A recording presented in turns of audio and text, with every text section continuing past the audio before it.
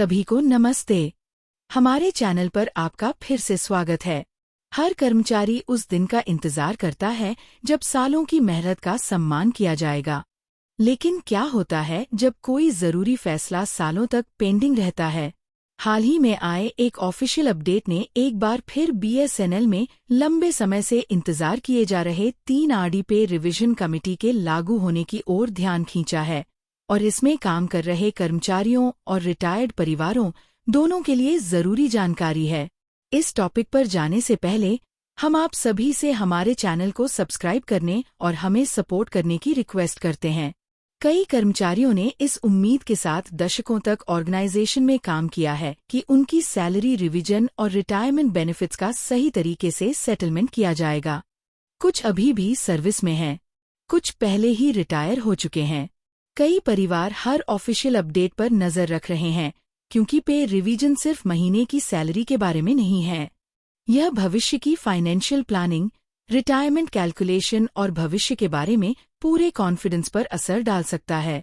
ताज़ा जानकारी से अब यह साफ हो गया है कि प्रपोजल कहा है। 3 आरडी पीआरसी को लागू करने के बारे में एक रिप्रेजेंटेशन के जवाब में शेयर किए गए ऑफिशियल स्टेटस के मुताबिक बीएसएनएल बोर्ड ने पहले ही बोर्ड लेवल और बोर्ड लेवल से नीचे के एग्जीक्यूटिव्स के लिए पे रिवीजन की सिफारिश कर दी थी।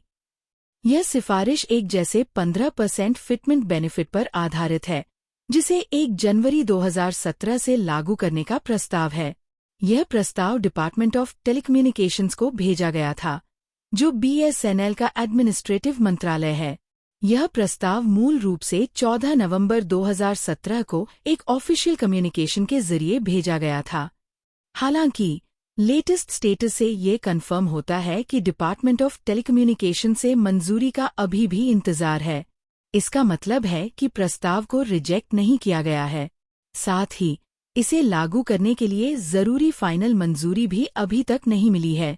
कई कर्मचारियों के लिए यह समझा सकता है कि सालों पहले सिफारिश किए जाने के बावजूद इसे ऑफिशियली लागू क्यों नहीं किया गया है।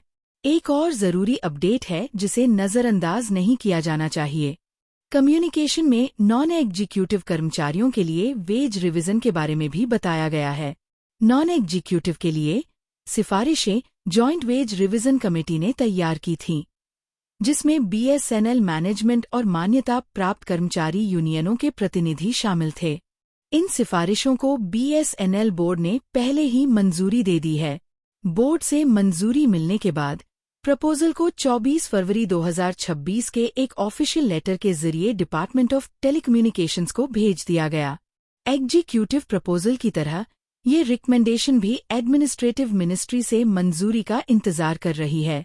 यह एक जरूरी बात है, क्योंकि इससे पता चलता है कि एग्जीक्यूटिव और नॉन एग्जीक्यूटिव दोनों पे रिवीजन प्रपोजल ने बोर्ड लेवल का प्रोसेस पूरा कर लिया है। बाकी स्टेज संबंधित मिनिस्ट्री से मंजूरी मिलना है। कई कर्मचारी अक्सर एक जरूरी सवाल पूछते हैं, क्या इस लेटेस्ट कम्युनिकेशन का मतलब है कि पे रिवीजन को पहले ही मंजूरी मिल चुकी है? जवाब आसान है, नहीं। कम्युनिकेशन सिर्फ मौजूदा स्टेटस को कन्फर्म करता है। यह कन्फर्म करता है कि रिकमेंडेशन बीएसएनएल बोर्ड ने की है। यह कन्फर्म करता है कि proposal officially department of telecommunications को भेज दिए गए हैं, और यह कन्फर्म करता है कि मंजूरी का अभी भी इंतजार है। यह फर्क बहुत जरूरी है। कभी कभी सोशल मीडिया मैसेज ये कहकर बेवजह एक्साइटमेंट पैदा करते हैं कि इम्प्लीमेंटेशन को पहले ही मंजूरी मिल चुकी है। दूसरे मैसेज यह दावा करके बेवजह डर पैदा करते हैं कि प्रपोजल को रिजेक्ट कर दिया गया है। इस ऑफिशियल कम्युनिकेशन से किसी भी नतीजे का सपोर्ट नहीं मिलता है। लेटेस्ट अपडेट में बस अप्रूवल प्रोसेस के मौजूदा स्टेज के बारे में बताया गया है। काम कर रहे कर्मचारियों के लिए ये जानकारी काम की है, क्योंकि यह अफवाहों पर भरोसा करने के बजाय एक ऑफिशियल रेफरेंस देती है। रिटायर्ड कर्मचारियों के लिए ये एक जरूरी डेवलपमेंट भी है, क्योंकि कई लोग पे रिवीजन के फैसलों को फॉलो करना जारी रखते हैं, जिनका सर्विस से जुड़े फायदों और चर्चाओं पर बड़ा असर पड़ सकता है। इस स्टेज पर अभी भी सब्र रखने की जरूरत है।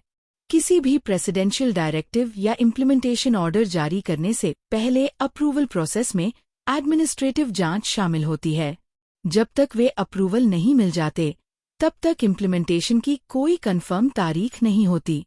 एक और समझने लायक बात कर्मचारी एसोसिएशन और मान्यता प्राप्त यूनियनों की भूमिका है। लेटेस्ट कम्युनिकेशन में खुद 3 RDPRC की अप्रूवल की रिक्वेस्ट करने वाले एक रिप्रेजेंटेशन का जिक्र है।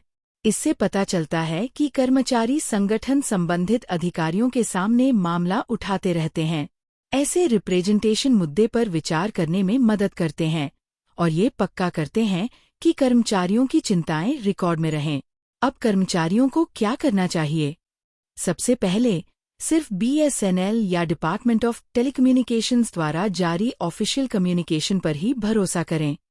दूसरा, ऐसे मैसेज फॉरवर्ड करने से बचें जिनमें दावा किया गया हो कि अप्रूवल पहले ही मिल चुका है, जब तक कि कोई ऑफिशियल ऑर्डर न हो।